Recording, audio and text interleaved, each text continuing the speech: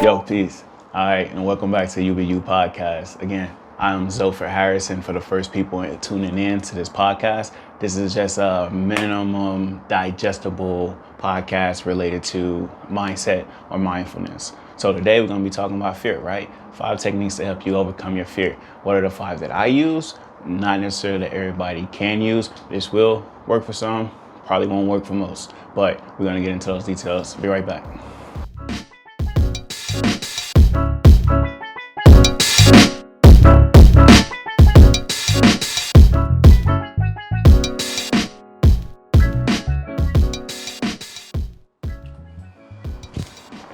All right, we back. Let's get into it. So with me, my 5 techniques of fear of how I came about these was like journeying through my life, right?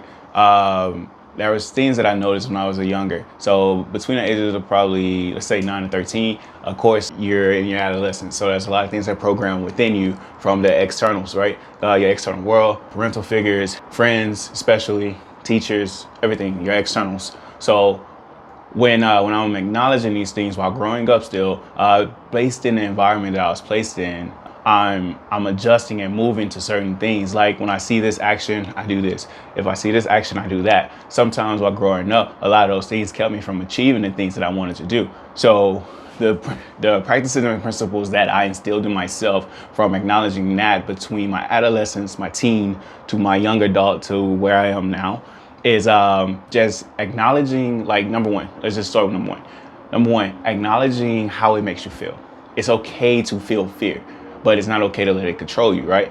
So the thing about letting it control you to feeling it is your response time, and you're also about how you're triggered. So when you're getting into the aspect of being felt and dealing with the fear that currently like just pressing on you, and you just feel like that little wrenching in your gut, or you feeling like it's shrinking you, or you just don't know what to do, right? Your heart gets to racing, anxiety kicks in, and hell, some people blush up, some people sweat, and it just gets too much. And then that's when we cop out, right, and we gone.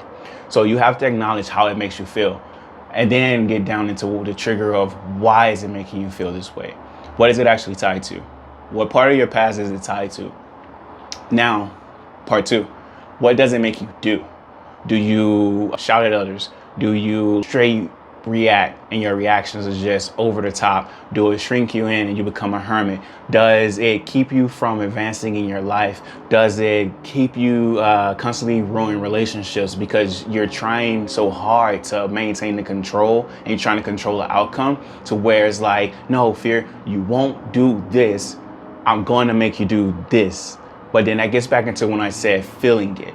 Because when you're feeling it and you're owning what you're feeling, you'll know what to do next. So when you're knowing what to do, is you paying attention to your triggers. So say that your triggers is only triggering responses for you to be violent or to decline from where you've already seen secession. Those triggers are only there as reminders. So you get into programming languages, programming thoughts, and that's where the mindset, the mindfulness comes in at. So when we're starting to reprogram our thoughts and our languages and things like that, the triggers now have different responses. So say that you are, if you're a gamer or you're a broadcast host or anything like that, you have cues that you're getting from your producers, or you have cues that the the game designers already crafted in the level. When you reach this point, X action starts. Your producers on a show or anything will say, well, when you get to this line, we're gonna stop you because you're having trouble remembering your lines, or the marquee is going too fast or something, so you won't be able to keep up with it because it's so much in this particular thing. Those are the trigger moments. Those are the quick action responses. So instead of allowing your triggers and your quick action responses to be what they used to be in the past, work on them actively to now be something that you actually control, and then work on instilling that. This isn't a one-day thing. This isn't a 2-day week thing. This is something that takes over time to actually master. And then you're not even looking to master it. It's not a game. Mindset and mindfulness is not a game to where it's like, oh, I got to that level, I'm good. This is something that you constantly act on. So when you're doing this and you're reprogramming the things in your mind, guess what? Your body remembers. So when you get into certain situations to where you see, in my case, violence at a particular level, or a situation that led to said violence before in the environments that I grew up in, my body, my muscle might flinch or so, because I'm already programmed to either get ready to fight, either get ready to go and run, jump over cars and gates and flee up out of there, hit a couple parkour, you know, get some free running in. I'm already ready to like push off or defend myself in case police come on the scene and there's misunderstanding, but because I fit the description. You know what I'm talking about? That might happen. I might get a twitch in my neck or something like that, because these are the impulses that the body remember, because the body was already programmed along with these things. All of those things in your body fire off, and it collaborates with your emotional response. But you can't let your emotional response always dictate your future. So that's where you have to use these techniques to conquer the fear that you have inside. The last thing is that you always have to maintain repurposing what triggers are, what your emotional responses will be with your fear. Because you can have absolute control of it, but if you calm the moment and breathe, and then assume control, you'll gain control. Don't try to control the moment.